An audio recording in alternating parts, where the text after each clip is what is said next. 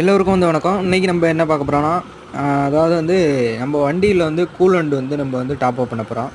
அதை தான் வந்து நம்ம இந்த வீடியோவில் பார்க்குறோம். அதாவது 1/2 லிட்டர் கூலண்டுக்கு வந்து 1/2 லிட்ரு வாட்டர் எடுத்துக்கோங்க. வாட்டர் எடுத்துகிட்டு 1 லிட்டர் பாட்டில் நான் வந்து மிக்ஸ் பண்ணிக்கிறேன். மிக்ஸ் பண்ணிட்டு பார்த்தீங்கன்னா, அதாவது 1:2 தான் இதோட ரேஷியோ வந்து இருக்கும். அதனால் வந்து நம்ம 1/2 லிட்ரு தண்ணியும் 1/2 லிட்ரு கூலண்ட் எடுத்துக்கிட்டோம்னா மிக்சிங் கரெக்டாக இருக்கும்.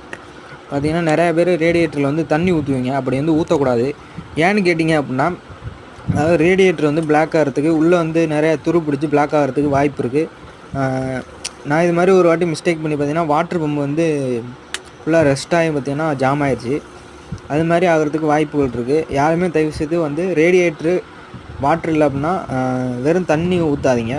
கூலண்ட் ஆயில் மிக்ஸ் பண்ணி தான் ஊற்றணும். அப்போ தான் உங்களுக்கு வந்து ரேடியேட்டரோட லைஃப் நல்லாயிருக்கும். ரேடியேட்டர் வந்து பிளாக் ஆகாது. நம்ம சேனலை